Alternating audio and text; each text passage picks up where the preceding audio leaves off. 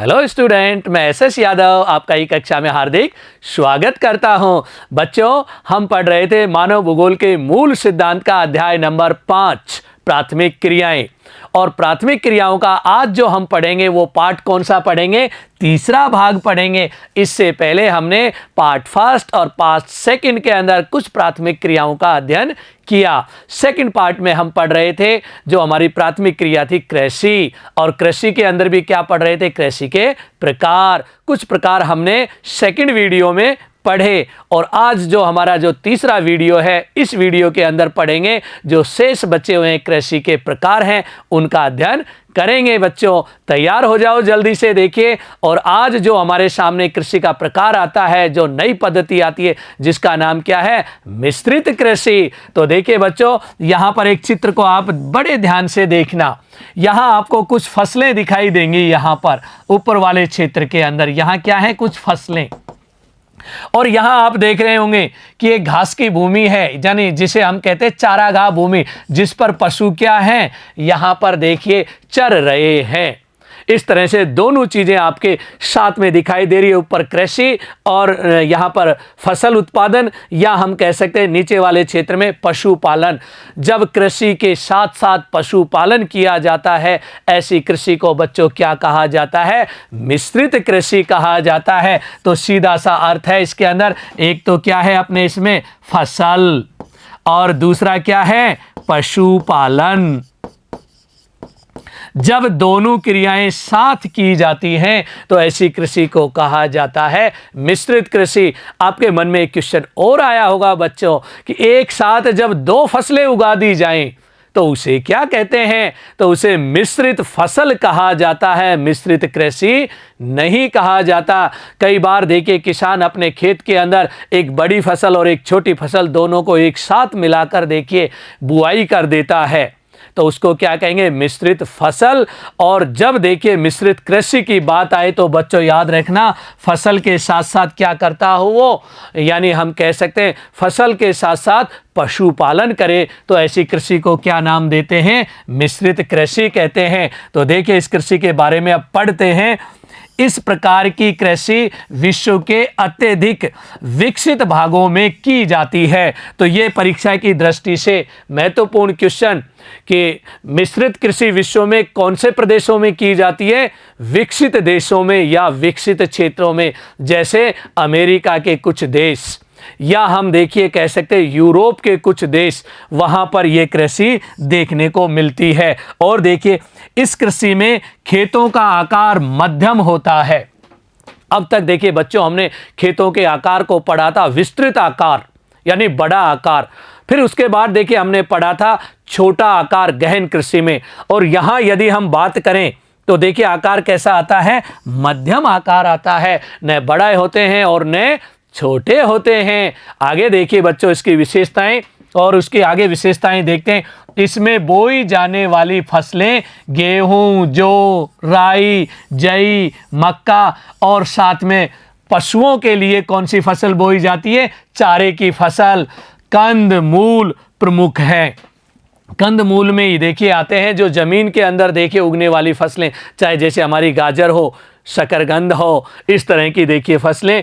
और यहाँ पर कोई एक फसल की प्रधानता नहीं है, विभिन्न प्रकार की फसलें बोई जाती हैं। लेकिन पशुओं के लिए क्या बुआई की जाती है? यहाँ पर चारे की भी बुआई की जाती है बच्चों। आगे देखिए चारे की फसलें मिश्रित कृषि के प्रमुख घटक हैं, क्योंकि पशुपालन के लिए किसकी जरूरत पड़ती है? चारे की फसलों की। फसल उत्पादन एवं पशुपालन दोनों को इसमें समान महत्व दिया जाता है, चाहे हमारी फसलें हो चाहे पशुपालन हो, दोनों को देखिए यहाँ पर जो कार्य किया जाता है उसका प्रमुख उद्देश्य क्या होता है? व्यापारिक उद्देश्य होता है। व्यापार को ध्यान में रखते हुए ये क्रियाएं की जाती हैं। फसलों के साथ पशुओं जैसे मवेशी, भेड़, सूअर एवं कुकुर आय के मुख्य स्रोत होते हैं। तो विभिन्न प्रकार के, जिस तरह हमने फसलों के नाम देखे वैसे यहाँ पर पशुओं के नाम भी देखे, और जो पशु इनमें है भेड़ है, सूअर है, कुकुर है और विभिन्न प्रकार के मवेशी क्या किए जाते हैं, पाले जाते हैं और इनके लिए चारे की व्यवस्था भी की जाती है। आगे देखते हैं, देखिए बच्चों, इसमें सस्यावर्तन, इसको कहा जाता है फसल। सस्य का मतलब क्या होता है, फसल। देखिए क्या होता है बच्चों, फसल। और उसका देखिए हम यहां पर देख रहे हैं आवर्तन, यानी उसका चक्र। यहां पर किसको अपनाया जाता है, फसल चक्र को अपनाया जाता है। एवं अंतः फसली कृषि मृदा की उर्वरता को बनाए रखने में महत्वपूर्ण भूमिका होती है। यानी फसलों को, चक्र का मतलब होता है बदल बदल कर बोना।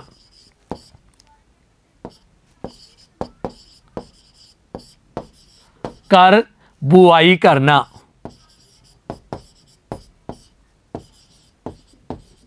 कैसे बोना फसलें, बदल बदल कर। जैसे कई बार आपने देखा होगा किसान एक बार गेहूं बो देता है तो अगली बार उस पर गेहूं नहीं बोता, उसकी जगह सरसों की बुआई कर देता है। तो इस तरह से देखिए खेतों में क्या बनी रहती है, उर्वरकता। उर्वरकता बनाए रखने के लिए किसको अपनाया जाता है, फसल चक्र को अपनाया जाता है। एक ही प्रकार की फसलें बोने से खेत की उर्वरकता में क्या आ जाती है, कमी आ जाती है बच्चों। आगे देखिए, विकसित कृषि यंत्र, यानी यहां पर क्या काम ले रहे हैं, कृषि के यंत्रों को भी, इमारतों, रासायनिक एवं वनस्पति खाद भी काम में लेते हैं। यानी वनस्पति से बनने वाली खाद को क्या कहा जाता है, हरी खाद।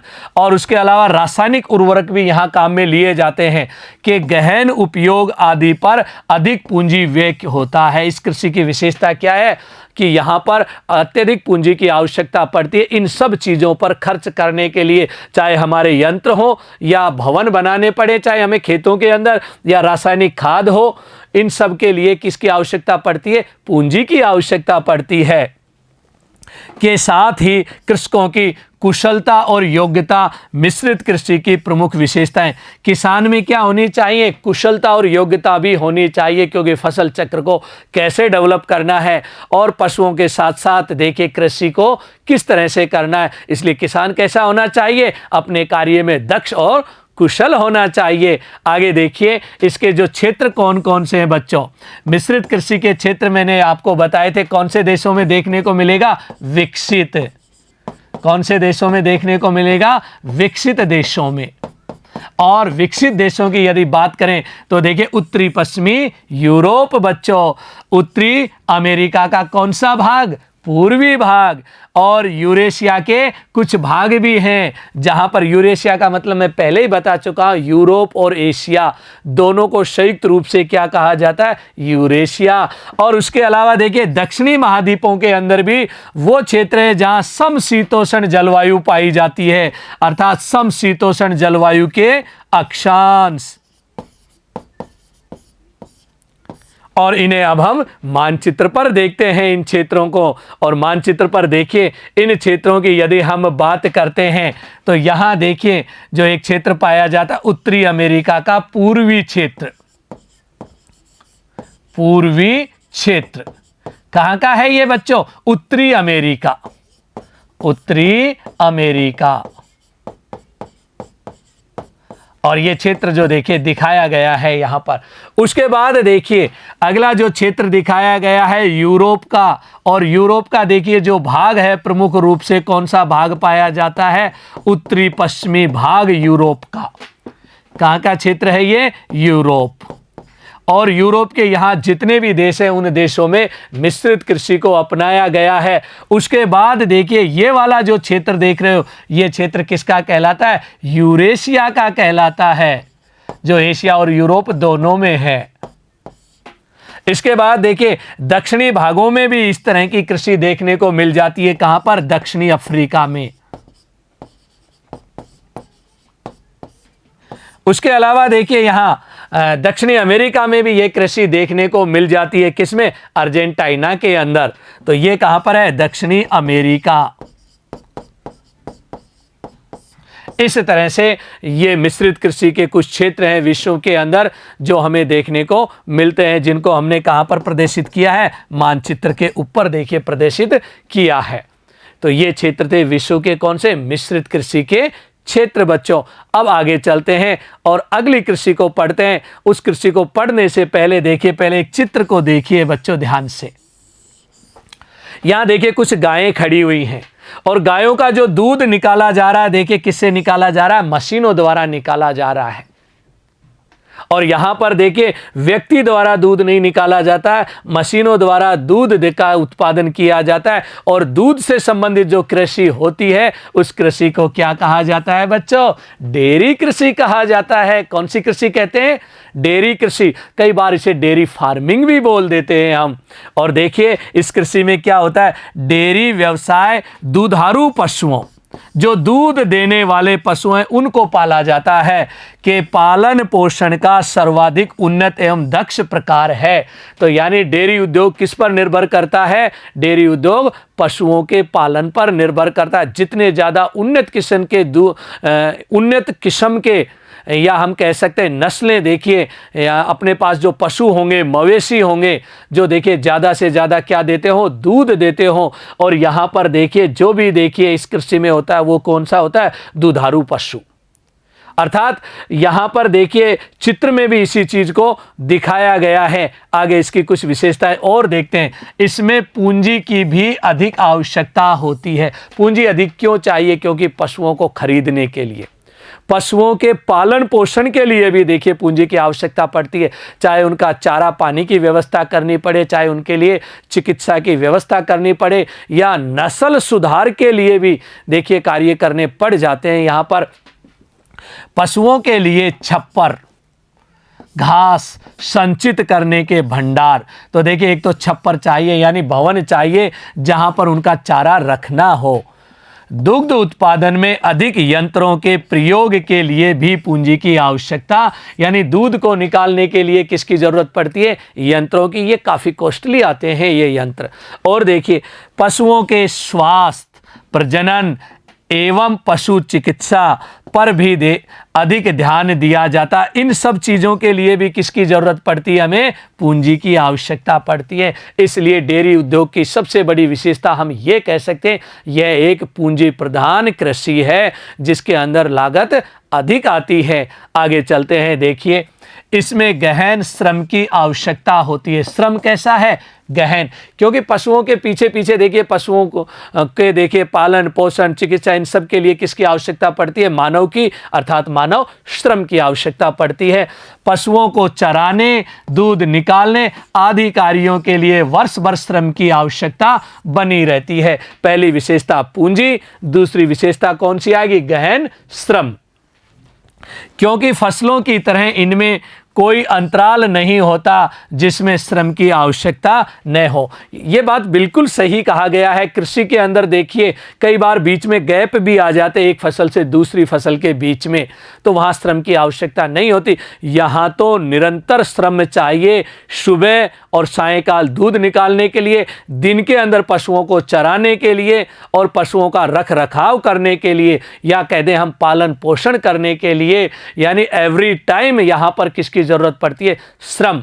तो देखिए डेयरी जो कृषि है इसकी सबसे बड़ी विशेषता एक पूंजी और दूसरा क्या है, श्रम की आवश्यकता अधिक होती है। और आगे देखते हैं, देखिए डेयरी कृषि का कार्य नगरीय एवं औद्योगिक केंद्रों के समीप किया जाता है। अब ये जो डेयरी उद्योग है ये कहाँ पर डेवलप होता है, ये देखिए नगर और दूसरा क्या है, औद्योगिक क्षेत्रों के आसपास, क्योंकि ये क्षेत्र ताजा दूध एवं अन्य डेयरी उत्पाद के अच्छे बाजार होते हैं। क्योंकि जैसे ही दूध निकाला, दूध को ज़्यादा समय तक स्टोर नहीं किया जा सकता, अर्थात उसे हम ज़्यादा समय तक भंडारण नहीं कर सकते। इसलिए दूध को निकालते तुरंत कहाँ भेजा जाता है, बाजार में भेजा जाता है। और बाजार के केंद्र कौन है, हमारे नगरीय और औद्योगिक प्रदेश। अगर हम देखिए इन्हें समय पर नहीं भेजते हैं तो दूध खराब हो जाता है। वर्तमान समय में विकसित यातायात के साधन प्रशीतकों का उपयोग, जो देखिए दूध को ठंडा रखते हैं, और परिवहन के साधन और पास्तेकरण की सुविधा के कारण विभिन्न डेयरी उत्पादों को अधिक समय तक रखा जा सकता है। पहले तो बिल्कुल ही नहीं रख सकते थे, आजकल तो बहुत सारे प्रशीतलक हो गए हैं जो भंडारण कर लिया जाता है और कुछ समय के लिए दूध को स्टोर कर दिया जाता है, या दूध से बने हुए उत्पादों को भी देखिए स्टोर कर दिया जाता है। तो ये इसकी क्या है, विशेषता है। अब देखते हैं, देखिए इसके प्रमुख क्षेत्र डेयरी कृषि के क्या देखेंगे हम, क्षेत्रों की बात करें तो सबसे बड़ा प्रदेश उत्तरी पश्चिमी यूरोप ही है। उसके बाद दूसरा है कनाडा और तीसरा आता है न्यूजीलैंड, दक्षिणी पूर्वी ऑस्ट्रेलिया एवं तस्मानिया। यानी कहने का मतलब ये 3 बड़े क्षेत्र हैं विश्व के अंदर जहां पर डेयरी उद्योग फल फूल रहा है। अब विश्व के मानचित्र में इनको देखते हैं हम, और सबसे जो बड़ा क्षेत्र देखिए जिसे हम देखते हैं यूरोप। काफी देश हैं यहाँ के, चाहे डेनमार्क हो, जिनकी अर्थव्यवस्थाएं दूध पर आधारित हैं और दूध से बनने वाले उत्पादों के निर्यात पर आधारित है यहाँ की अर्थव्यवस्था। यहाँ यदि हम देश देखते हैं ब्रिटेन के अलावा देखिए डेनमार्क के अलावा देखिए यहाँ नीदरलैंड, ऐसे बहुत सारे देश हैं। देखिए यहाँ अगर हम बात करें कि जो उत्तरी पश्चिमी यूरोप के जो देश हैं इनके अंदर डेयरी उद्योग काफ़ी खासा देखिए प्रचलित है। इसीलिए ये कैसा क्षेत्र है, सबसे बड़ा। कैसा क्षेत्र है ये, सबसे बड़ा। दूसरा क्षेत्र देखिए कनाडा और यूएसए का। तो यहाँ उत्तरी अमेरिका में देश का नाम क्या है, कनाडा। यहां पर भी फल फूल रहा है ये। उसके बाद देखिए तीसरा क्षेत्र जो हम यहां पर देखते हैं ऑस्ट्रेलिया। कौन सा देश है, ऑस्ट्रेलिया। और ऑस्ट्रेलिया के अंदर भी देखिए पशुओं की भरमार पाई जाती है। यहां की एक भेड़ तो बड़ी फेमस है जिसका नाम क्या, मेरिनो। उसके बाद दूसरा क्षेत्र आता है न्यूजीलैंड। तो देखिए न्यूजीलैंड की अर्थव्यवस्था का आधार ही पशुपालन है, अर्थात दुग्ध उत्पादन और दूध से निर्मित पदार्थों को डब्बों में बंद करके निर्यात के अंदर देखिए बहुत बड़ा देखिए स्थान आता है किसका, न्यूजीलैंड का। अब देखिए ऑस्ट्रेलिया का एक केंद्र शासित प्रदेश और है जिसका नाम है तस्मान। क्या नाम है जिसका, तस्मान, जिसे कहा जाता है तस्मानिया भी। इस तरह से ये क्षेत्र किसके हैं, डेयरी उद्योग। ये क्षेत्र डेयरी उद्योग। और तीसरा कौन सा है, यहाँ देखिए उत्तरी अमेरिका का कौन सा देश, कनाडा। इन 3 क्षेत्रों में देखिए डेयरी उद्योग फल फूल रहा है। और अब तो ऐसा हो गया है कि ये धीरे धीरे ये डेयरी जो उद्योग है सब देशों में छोटे छोटे रूप से, यदि हम भारत की बात करें तो भारत में भी देखिए ये डेयरी उद्योग स्थापित होने लगा है। और अब तो देखिए इस डेयरी उद्योग के अंदर बहुत सारे चेंजेस भी आने लगे हैं, यंत्रों का प्रयोग भी होने लगा है। अब अगली कृषि पद्धति देखते हैं। अगली कृषि पद्धति देखिए आती है भूमध्य सागरीय कृषि। यहाँ एक डायग्राम आपको दिखाया गया है अंगूर की खेती का। देखिए यहाँ आप देखेंगे क्रम से अंगूर के देखिए बागान लगे हुए हैं, क्रम से देखिए। ये यूरोप के अंदर स्विट्जरलैंड के अंदर अंगूर की खेती का एक उद्यान का चित्र है। और यहां इस कृषि की यदि हम बात करें भूमध्य सागरीय कृषि, एक अजीब सा नाम आपने सुना है यहां पर, क्योंकि ये जो नाम है ना ये किसका नाम है, भूमध्य सागर। और भूमध्य सागर एक क्षेत्रीय है। भूमध्य सागर के आसपास जो कृषि की जाती है उस कृषि को ही कहा गया भूमध्य सागरीय कृषि। यानी एक विशिष्ट प्रकार की भौगोलिक स्थिति है ये, या हम कह दें एक ऐसा भौगोलिक क्षेत्र जो भूमध्य सागर के चारों ओर जो कंट्री हैं, देश हैं, उनमें जो कृषि की जाती है उसी को कहा जाता है भूमध्य सागरीय कृषि। और यहाँ जो खेती की जाती है खट्टे रसदार फलों की कृषि की जाती है। क्यों? क्योंकि यहाँ शीतकाल में वर्षा होती है और ग्रीष्मकाल यहाँ का शुष्क होता है। यानी एक कहें कि विशेष प्रकार का भौगोलिक क्षेत्र। और देखिए अब इसके अंदर भूमध्य सागरीय कृषि अति विशिष्ट प्रकार की कृषि है। परीक्षा में पूछा जाए विशिष्ट प्रकार की कृषि किसे कहा जाता है, भूमध्य सागरीय कृषि को कहा जाता है विशिष्ट प्रकार की कृषि। अब इस कृषि की कुछ विशेषताएं, सबसे पहले विशेषता थी खट्टे फलों की आपूर्ति करने में यह क्षेत्र महत्वपूर्ण है।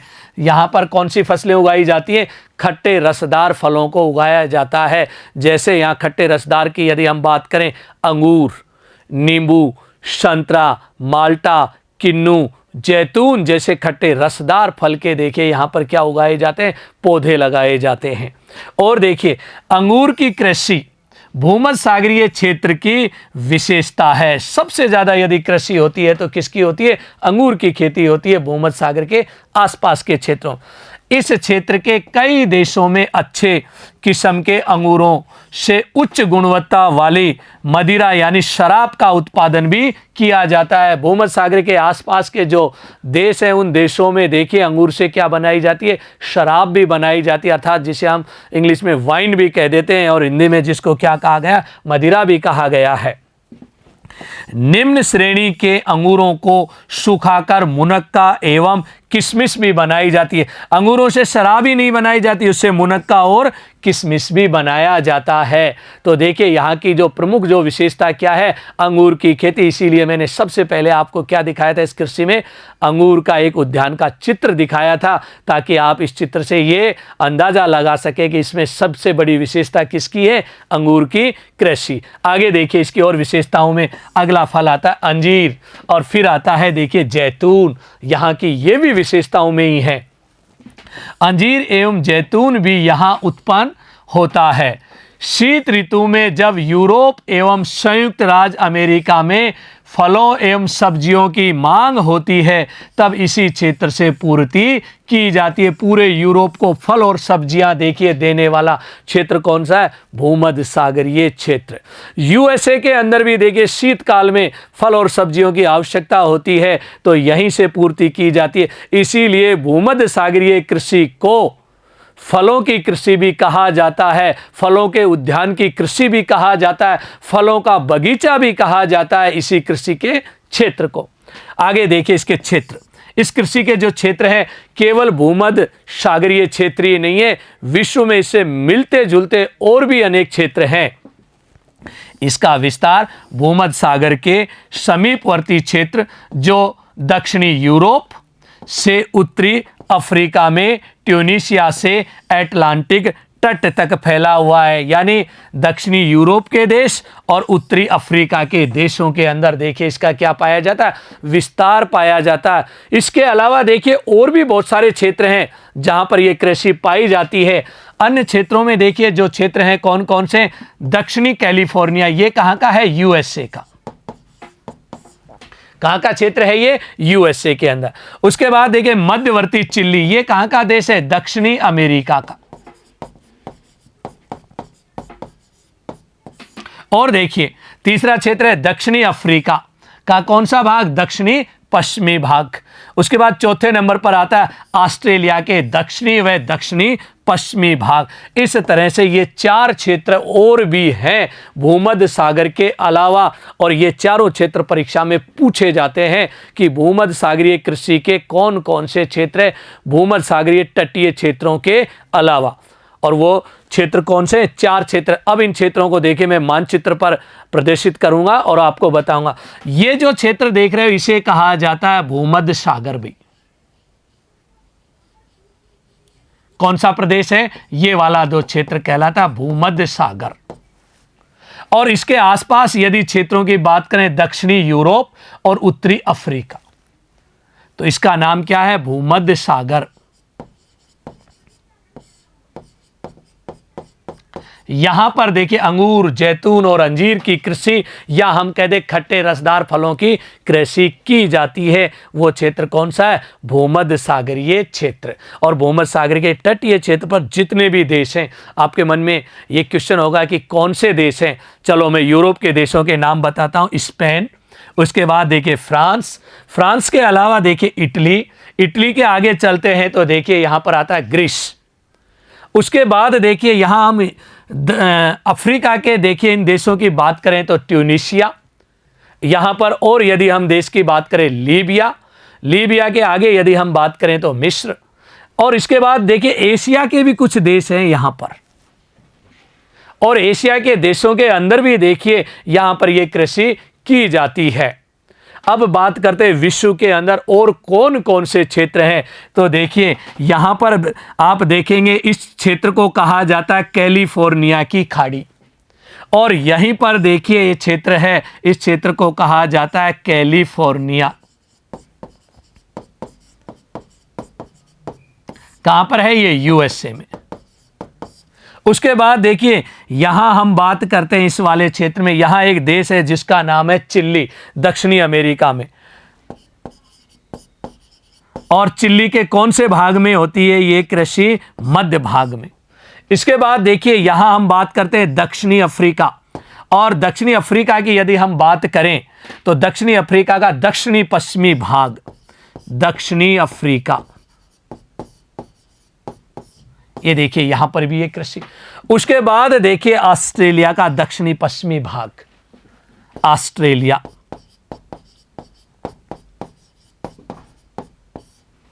इस तरह से देखिए कितने क्षेत्र हो जाते? 1, 2, 3 और 4, और 5वां सबसे बड़ा जो क्षेत्र हमारा है जिसका नाम क्या है? भूमध्य सागरीय तटीय क्षेत्र। इस तरह से हम इस कृषि का अध्ययन करते हैं जिसका नाम क्या था? भूमध्य सागरीय कृषि। और इसकी जलवायु की सबसे बड़ी विशेषता यह है कि यहाँ शीतकाल में वर्षा होती है और ग्रीष्मकाल लगभग कैसा होता है? शुष्क होता है। अब आगे बढ़ते हैं देखिए और अगली कृषि को देखते हैं। अगली जो कृषि है अपने इसमें बाजार के लिए सब्जी खेती एवं उद्यान कृषि। तो यहाँ पर देखिए हम बात करेंगे सब्जी की कृषि की और दूसरा उद्यान कृषि की बात करेंगे जिसमें विभिन्न प्रकार के बगीचे होंगे। तो यहाँ देखिए इस कृषि की विशेषताएं देखते हैं। सबसे पहले इस प्रकार की कृषि में अधिक मुद्रा मिलने वाली फसलों जैसे सब्जियां, फल, पुष्प, यानी इस कृषि में क्या क्या बोया जाता है? सब्जियां, फल और पुष्प देखिए इनकी कृषि की जाती है। कहां पर? बाजार के लिए, यानी सीधा सा उद्देश्य है व्यापारिक उद्देश्य से ये कृषियाँ की जाती है और इनमें देखिए नगद मुद्रा अधिक प्राप्त होती है जिनकी मांग नगरीय क्षेत्रों में होती है। और इन चीज सब्जी, फल और पुष्प की सर्वाधिक मांग कहाँ होती है? नगरीय केंद्रों में होती है या नगरीय क्षेत्रों में होती है। और सामान्यतः देखिए ये कृषि कहाँ की जाती है? इन्हीं के आसपास के क्षेत्रों में की जाती है बच्चों। आगे देखिए इस कृषि में खेतों का आकार छोटा होता है। खेत कैसे होते हैं? इसमें छोटे छोटे होते हैं। एक में सब्जी लगा ली जाती है, एक में फल लगा दिए जाते हैं, एक में फूल लगा दिए जाते हैं। खेत अच्छे यातायात साधनों के द्वारा नगरीय केंद्रों जहां उच्च आय वाले उपभोक्ता रहते हैं उनसे बहुत अच्छे से क्या होते हैं? जुड़े रहते हैं, यानी परिवहन की यहाँ सुविधा अच्छी मिलती है ताकि ये चीज़ें खराब होने वाली होती हैं। फल ज़्यादा दिन नहीं रुकते, सब्जियां ज़्यादा दिन नहीं रुकती और फल भी ज़्यादा दिन नहीं, पुष्प भी ज़्यादा दिन नहीं रुकते, ये खराब होने वाली है। तुरंत इन चीज़ों को देखिए तोड़ा जाता है और कहाँ पर पहुँचाया जाता है? बाजार के अंदर पहुंचाया जाता है और किसान को इससे अच्छी आय प्राप्त भी होती है। और देखिए इसमें गहन श्रम की ज़्यादा आवश्यकता पड़ती है सब्जियों को तोड़ने के लिए, पैकिंग करने के लिए, ऐसे फूलों को तोड़ने के लिए, पैकिंग करने के लिए। और अधिक पूंजी, श्रम भी अधिक है, पूंजी भी अधिक आवश्यकता होती है। इसके अतिरिक्त सिंचाई की ज़रूरत भी पड़ती है, बार बार पानी देना, उर्वरक भी यहाँ पर देखिए चाहिए और अच्छी किस्म के क्या चाहिए? बीज भी चाहिए। अच्छी किस्म के बीजों को हम उन्नत बीज भी कह देते हैं। और दवाइयाँ भी चाहिए जिन्हें क्या कहा जाता है? कीटनाशक। और देखिए हरित गृह, आपने देखा होगा कि खेतों के ऊपर देखिए ग्रीन देखिए या तो प्लास्टिक की शीटें या नेट लगा दिया जाता है और उन्हीं घरों को हम क्या कह देते हैं? ग्रीन हाउस कहते हैं। और देखिए शीत क्षेत्रों में कृत्रिम ताप का भी जरूरत पड़ती है। बहुत सारे ठंडे क्षेत्रों में जब ये कृषि की जाती है तो वहाँ पर देखिए इस तरह के टीन शेड लगाए जाते हैं ताकि उनके अंदर क्या बनी रहे? ऊष्मा बनी रहे और सर्दी के कारण फसलें नष्ट नहीं हो। ये सब कार्य करने के लिए किसकी ज़्यादा ज़रूरत पड़ती है? पूंजी की अत्यधिक आवश्यकता होती है इस कृषि के अंदर। और सबके लिए देखिए काम करने के लिए दूसरा क्या चाहिए? श्रम भी चाहिए। इन दोनों चीज़ों की यहाँ पर ज़्यादा आवश्यकता होती है, इसीलिए ये चीज़ों की लागत बढ़ जाती है, यानी मूल्य ज़्यादा पाया जाता है। फल हो, चाहे हमारी सब्जी हो और या पुष्प हो, क्योंकि इन चीज़ों में इन सब की ज़रूरत पड़ती है। आगे चलते हैं और देखते हैं इसी कृषि के अंदर देखिए क्षेत्र उत्तरी पश्चिमी यूरोप, संयुक्त राज्य अमेरिका के उत्तरी पूर्वी भाग एवं भूमध्य सागरीय प्रदेशों में अधिक विकसित है, जहां औद्योगिक क्षेत्रों में जनसंख्या घनत्व क्या पाया जाता है? अधिक, यानी नगरीय और औद्योगिक क्षेत्रों में ये कृषि की जाती है जिसकी अत्यधिक क्या होती है? आवश्यकता होती है। अब देखिए इसी कृषि के विभिन्न रूप देखते हैं, चाहे हम फल को देखें चाहे पुष्प को देखें। तो यहाँ पर देखिए आपको एक पुष्प दिखाए गए हैं, और ये पुष्प जो कौन से हैं, ट्यूलिप है। ये कौन से पुष्प हैं? ये ट्यूलिप। ट्यूलिप की खेती यदि देखी जाए दुनिया में सबसे ज़्यादा कहाँ पर की जाती है, ये क्वेश्चन भी पूछा जा सकता है। और ट्यूलिप के देखिए पेड़ों को यहाँ पर आप देखिए जो पुष्प वाले पौधे हैं, अलग अलग प्रकार के पौधे हैं। तो देखिए नीदरलैंड पुष्प उत्पादन में विशिष्टीकरण रखता है, ये एग्जाम में पूछा जा सकता है। पुष्प की कृषि के लिए देखिए जो अपना विशेष स्थान रखने वाला, विशिष्ट स्थान रखने वाला देश कौन सा है? नीदरलैंड। कहाँ का देश है? ये यूरोप का देश है। कहाँ का देश है? यूरोप का। उसके बाद देखिए यहां से बागवानी फसल विशेषतः ट्यूलिप, एक प्रकार का फूल जिसका मैं चित्र देखिए यहां पर दिखा रहा हूं, पूरे यूरोप के प्रमुख शहरों में भेजा जाता है। तो ट्यूलिप का सर्वाधिक उत्पादन कहां पर होता है? नीदरलैंड के अंदर। यानी पुष्प कृषि के लिए प्रसिद्ध यदि कोई देश है तो कौन सा है? नीदरलैंड है। और पूरे यूरोप को देखिए यहाँ से इन पुष्पों की क्या की जाती है? सप्लाई की जाती है। इसके बाद देखिए बाजार के समीप एक और कृषि की जाती है। तो अब सबसे पहले एक चित्र देखिए, एक ट्रक का चित्र है जिसके अंदर क्या भरे हुए हैं? फल और सब्जियां भरी हुई हैं। देखिए आप क्या क्या है इसमें? फल और सब्जी। फल हैं और साथ में क्या है? सब्जी। देखिए ये दोनों चीज़ों से भरा हुआ। और जब देखिए सुबह सुबह आप देखेंगे भी बड़े शहरों के आसपास वाले क्षेत्रों में देखने को भी मिल जाएगा। सुबह सुबह आप देखेंगे गाड़ियों में या रिक्शों में, ट्रैक्टरों में भरकर किसान सब्जियों को लेके आते हैं, जिसमें ताज़ा ताज़ा सब्जियां होती हैं, और तुरंत वो स्पीड से जाते हैं ताकि मंडी में आसानी से अपने माल को बेच सकें और ख़राब होने से उनको बचा सकें। तो सुबह सुबह इन परिवहन के साधनों को आप दौड़ते हुए देखते हैं, और इनमें क्या भरी रहती है? या तो फल होती हैं या सब्जियां भरी होती हैं।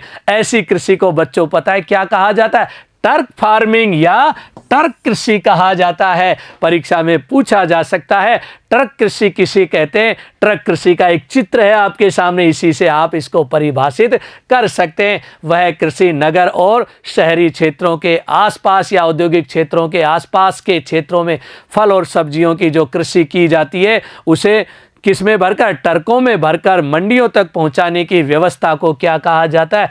ट्रक कृषि कहा जाता है। तो इस चित्र से ये अच्छे से हमें समझ में आ रही है। अब देखिए इसी ट्रक कृषि की कुछ विशेषताओं को देखते हैं बच्चों। जिन प्रदेशों में कृषक केवल सब्जियां पैदा करता है वहां इसको ट्रक कृषि का नाम दिया जाता है। ट्रक फार्म एवं बाजार के मध्य की दूरी जो एक ट्रक रात भर में तय करता है, उसी आधार पर इसका नाम ट्रक कृषि रखा गया है। यानी सीधा सा है, किसान के खेत से बाजार के बीच में ट्रक में भरकर जब ये देखिए सब्जी और फल आते हैं तो ऐसी कृषि को क्या कहा जाता है? ट्रक कृषि कहा जाता है। आगे और देखिए एक और कृषि, कारखाना कृषि। अब आप सोच रहे होंगे कि ये कौन सी कृषि होगी? कारखाना जो कृषि है उस कृषि को देखिए हम परिभाषित करने से पहले मैं आपको एक चित्र दिखा रहा हूं। यहां देखिए पशु, और यहां देखिए एक बाड़े के अंदर ये पशु नहीं बंधे हुए हैं, ये किसमें? एक घर के अंदर या पक्की जो जगह होती है वहां पर ये पशु हैं, यानी शहरों में। दूसरा देखिए एक घर किसका बनाया गया है? कुक्कुट पालन का भी बनाया गया, जिसे हम कहते हैं मुर्गी पालन का भी देखिए, जिसमें विभिन्न मुर्गियों को रखा गया है। ये जो मुर्गी हैं और ये जो पशु हैं इनके लिए रेडीमेड देखिए कारखाने में तैयार भोजन देखिए तैयार होकर इनको खिलाया जाता है। इसीलिए ऐसी कृषि को कहा जाता है कारखाना कृषि। इनके लिए विभिन्न प्रकार के दाने तैयार किए जाते हैं। पशुओं के लिए विभिन्न प्रकार के देखिए चूर्ण वगैरह जिसे हम कह देते हैं खल, और इस तरह से जो देखिए और भी बहुत सारी चीज़ें होती हैं जिनका तैयार देखिए खाना किया जाता है किसमें? कारखानों में। और वो जो तैयार खाना देखिए कारखानों से इनके पास तक पहुंचता है, ऐसी कृषि को हम क्या कहते हैं? कारखाना कृषि। आगे देखिए पश्चिमी यूरोप एवं उत्तरी अमेरिका के औद्योगिक क्षेत्रों में कारखाना कृषि का भी चलन है, अर्थात वहां पर ये कृषि की जाती है। तो कौन सी कृषि है ये? बच्चों याद रखना, कारखाना कृषि कहाँ पर होती है? पश्चिमी यूरोप और उत्तरी अमेरिका के कौन से क्षेत्रों में? औद्योगिक क्षेत्रों में। वहाँ पर फैक्ट्रियों में इनका भोजन क्या किया जाता है? तैयार किया जाता है। ऐसी कृषि को कहा जाता है कारखाना कृषि। और देखिए बच्चों इसकी विशेषता, इसमें पशुधन पाला जाता है, जिनमें विशेषतः गाय, बैल एवं कुकुर होते हैं। इन्हें बाड़े पर कारखानों में तैयार बने बनाए भोजन पर रखा जाता है। यानी कारखानों में जो भोजन तैयार होके आता है वही खिलाया जाता है इनको, इसीलिए इसको क्या कहते हैं? कारखाना कृषि। एवं उनकी बीमारियों का भी ध्यान रखा जाता है। और देखिए इसमें भवन निर्माण, यंत्र खरीदने, प्रकाश एवं ताजा उसकी ताप की व्यवस्था करने एवं पशु चिकित्सा के लिए बहुत अधिक धन यानी पूंजी की आवश्यकता होती है। तो ये कृषि भी कैसी है? पूंजी प्रधान कृषि है। इसमें भी पूंजी की आवश्यकता पड़ती है, क्योंकि एक तो पशुओं का देखिए हमें क्या खरीदना है? चारा खरीदना है। दूसरा पशुओं का पालन पोषण, उसके लिए क्या बनाने हैं? उनके देखिए आवास बनाने हैं। फिर देखिए चिकित्सक को भी इसके अंदर हायर किया जाता है, क्योंकि विभिन्न प्रकार के नस्ल सुधार वगैरह के कार्यक्रम भी यहाँ पर चलाए जाते हैं। आगे देखते हैं, इसमें देखिए अच्छी नस्ल का चुनाव और प्रजनन की वैज्ञानिक विधियों द्वारा पशुपालन किया जाता है। इसमें भी किसकी आवश्यकता पड़ती है? धन यानी पूंजी की आवश्यकता पड़ती है। तो बच्चों कारखाना कृषि भी किस पर आधारित है? पूंजी प्रधान कृषि है। अब देखिए हम और कृषि का रूप देखते हैं, और कौन सा रूप आता है? सहकारी कृषि। जो मिलजुल कर जो कृषि की जाती है उसको हम क्या कहते हैं बच्चों? सहकारी कृषि। और देखिए जब कृषकों का एक समूह अपनी कृषि से अधिक लाभ कमाने के लिए स्वेच्छा से, अपनी इच्छा से एक सहकारी संस्था बनाकर कृषि कार्य संपन्न करता है। सहकारी कृषि में क्या बनानी पड़ेगी? एक सहकारी संस्था बनानी पड़ेगी। यानी कुछ लोग मिलकर एक संस्था बनाते हैं, उस संस्था को क्या नाम दिया जाता है? सहकारी संस्था। कृषि कार्य संपन्न करते हैं, इसलिए ऐसी कृषि को क्या कहते हैं? सहकारी कृषि कहते हैं। और देखिए सहकारी संस्था कृषकों को सभी रूप में सहायता प्रदान करता है। ये जो सहकारी संस्था बनाई है, ये देखिए कृषकों को विभिन्न प्रकार की पूंजी भी उपलब्ध करवाता है। उनके लिए पूंजी के साथ साथ विभिन्न प्रकार की, चाहे जैसे हम कहते हैं रासायनिक उर्वरक हो, उन्नत बीज हो, सिंचाई के साधन हो, ये सारी सुविधाएं कौन उपलब्ध करवाएगी? ये सहकारी संस्था। और ये सहकारी संस्था के सदस्य कौन होंगे? इसके सदस्य होते हैं कृषक ही होते हैं इसके सदस्य। आगे देखते हैं, देखिए इसकी और विशेषताओं में, यह सहायता कृषि कार्य में आने वाली सभी चीज़ों की खरीद करने, कृषि उत्पाद को उचित मूल्य पर बेचने एवं सस्ती दरों पर प्रसंस्कृत करने वाले साधनों को जुटाने के लिए होती हैं। यानी प्रसंस्कृत यदि कोई भी संसाधन को किया जाता है, सस्ती दरों पर बेचना हो, उत्पादन करना हो, खरीदना हो, इन सब के लिए किसकी आवश्यकता पड़ती है? पूंजी की आवश्यकता। ये सब पूंजी की उपलब्ध कौन करवाएगी? सहकारी संस्था। सहकारी आंदोलन एक शताब्दी पूर्व प्रारंभ हुआ था एवं पश्चिमी यूरोप के डेनमार्क, नीदरलैंड, बेल्जियम, स्वीडन एवं इटली में यह सफलतापूर्वक चला। तो यूरोप के कौन कौन से देशों में यह आंदोलन कहां पर चला था? यूरोप में। और यूरोप का एक देश है डेनमार्क, नीदरलैंड, बेल्जियम, स्वीडन और इटली। तो परीक्षा में पूछा जा सकता है सहकारी कृषि कहां पर की जाती है? यूरोप। और यूरोप के कौन कौन से देशों में की जाती है? और आगे पढ़ते हैं, देखिए सबसे अधिक सफलता इसे डेनमार्क में मिली, जहां प्रत्येक कृषक इसका क्या होता है? सदस्य। ये बहुत अच्छा क्वेश्चन है। सहकारी कृषि को सर्वाधिक सफलता कहां पर प्राप्त हुई? डेनमार्क, यूरोप का एक देश डेनमार्क। उसके बाद देखिए डेनमार्क में यह आंदोलन सर्वाधिक सफल रहा, जहां व्यवहारिक रूप से प्रत्येक कृषक इस आंदोलन का सदस्य है। यानी डेनमार्क का प्रत्येक कृषक देखिए इस कृषि का क्या है? सदस्य है। और इसीलिए वहां पर यह आंदोलन कैसा रहा? सफल रहा। और अब चलते हैं अगली कृषि के ऊपर, जिसका नाम क्या है? सामूहिक कृषि। एक तो थी सहकारी, सहकारी कृषि का मतलब होता है एक संस्था का निर्माण करके फिर कृषि करना, और एक आता है सामूहिक। कुछ किसान मिलकर देखिए अपने खेतों को एक जगह जोड़ लेते हैं और फिर सामूहिक रूप से वो खेती करते हैं, और जिसका जो हिस्सा आता है उसको वो बांट लेते हैं। ऐसी कृषि को कहा जाता है सामूहिक कृषि। और यह कृषि सबसे ज़्यादा देखने को मिली सोवियत संघ के अंदर, और सोवियत संघ में इसे एक विशेष नाम भी दिया गया, कोलखोज कहा जाता है। इन सब को देखेंगे हम। इस प्रकार की कृषि का आधारभूत सिद्धांत यह होता है कि इसमें उत्पादन के साधनों का स्वामित्व संपूर्ण समाज एवं सामूहिक श्रम पर आश्रित होता है। यानी स्वामित्व किसका होता है? वहां पर तो हमने एक संस्था बनाई थी, यहाँ संस्था नहीं बतानी, यहाँ कुछ लोग मिलकर सामूहिक रूप से क्या करते हैं? कार्य करते हैं। कृषि का यह प्रकार पूर्व सोवियत संघ, परीक्षा में पूछा जा सकता है कहां पर यह था चलन में? पूर्व सोवियत संघ। अब पूर्व सोवियत संघ क्यों कहते हैं? क्योंकि सोवियत संघ का क्या हो गया? विघटन हो गया, और उससे अनेक देश बन गए जिन्हें हम क्या कहते हैं? राष्ट्रकूट या CIS देश भी कहते हैं।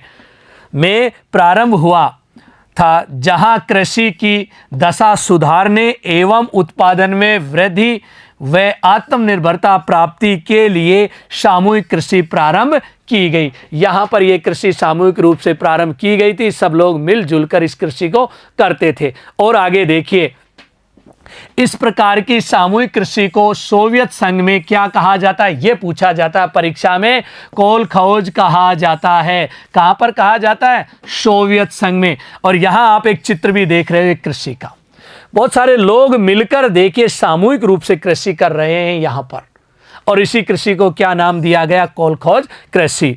सभी कृषक अपने संसाधन जैसे भूमि, पशुधन एवं श्रम को मिलाकर कृषि कार्य करते थे। यहां पर सोवियत संघ में सभी लोग क्या क्या मिलाते थे? अपनी जमीनों को मिला लेते, उसके बाद जितना पशुधन था उसको भी मिला लेते, उसके बाद श्रम, यानी सारे लोग मिलकर उस पर क्या करते थे? कार्य करते थे।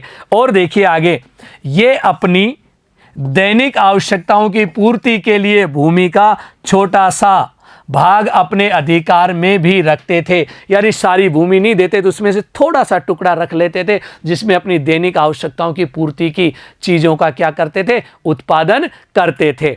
इस तरह से देखिए आज जो हमने पढ़ा उसके अंदर कृषि के विभिन्न प्रकार, और उसमें देखिए जो हमने पढ़ा था कौन सा था? मिश्रित प्रकार की कृषि से शुरू किया, और अंत में हम कहां पर पहुंचे? अंत में हम पहुंचते हैं कौन सी कृषि पर? सामूहिक कृषि पर। कई बार दोनों कृषियों में कंफ्यूज भी हो जाता है, सहकारी और सामूहिक। सहकारी में एक सहकारी संस्था द्वारा की जाती है, यहां पर एक समूह के द्वारा कृषि की जाती है। इस तरह से देखिए आज हमारा कृषि का प्रकार जो एक तरह से हमारी प्राथमिक क्रिया थी क्या हो जाती है बच्चों? समाप्त हो जाती है। और अगला जो देखिए यहाँ पर हम प्राथमिक क्रिया देखेंगे वो है खनन, वो अगले वीडियो में देखेंगे। तब तक के लिए सबको एक बार पुनः नमस्कार, धन्यवाद सभी को।